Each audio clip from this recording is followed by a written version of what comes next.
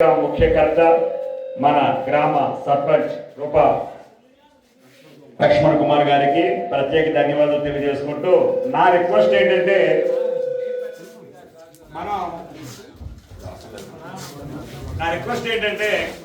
Youth సభ్యులందరూ ఇక్కడ ఉన్నారు, అనేక గ్రామాల నుంచి యూత్ మెంబర్స్ వచ్చి ఉన్నారు. వారు ఈ బైక్ రన్లో పాల్గొన్నారు. ఆరోగ్యంతో పాటు విద్య కూడా అవసరం కనుక మీ గ్రామాల్లో ఉండేటువంటి 10th క్లాస్ ఇంటర్మీడియట్ డిగ్రీ పిల్లలు ఎవరైతే ఉన్నారో వారందరికీ కూడా ఈ వ్యాయామానికి సంబంధించిన మొబైలైజ్ చేయవలసిన అవసరం ఉంది. దానితో పాటు మన గ్రామాల్లో ఉండే పాఠశాల పరిస్థితి ఏమిటో కూడా మీరు ఒకసారి అవగాహన కల్పించుకోవాల్సిన అవసరం ఉంది. ఉదాహరణకి ఈ గ్రామమే తీసుకుంటే, గురుదాస్పురం గ్రామమే తీసుకుంటే, ఇక్కడ ఉండేటువంటి సర్పంచ్ గారు ఇటువంటి కార్యక్రమాలు చేయడమే కాకుండా ఒకానొక దశలో పాఠశాల మూతపడిపోయే పరిస్థితి. అంటే 7 మంది పిల్లలతో పాఠశాల ఉంటే ఆ పాఠశాల మూతపడిపోయే పరిస్థితి. ఈ రోజు 28 మంది పిల్లలతో ఈ పాఠశాల నడుపుతూ ఉన్నాం.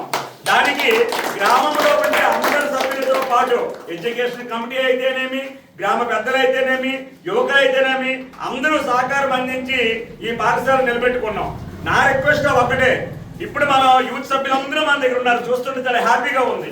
వీరందరూ కూడా మీ గ్రామాల్లో ఉండేటువంటి పిల్లల యొక్క ఆరోగ్యము, అలాగే ఈ 5K రన్ వీటితో పాటు పిల్లలు ఎంతమంది స్కూల్లో ఉన్నారు, స్కూల్లో లేకపోవడానికి కారణం ఏంటి, నేను ఒక ఉపాధ్యాయుడిగా మీకు చెప్తా ఉన్నా.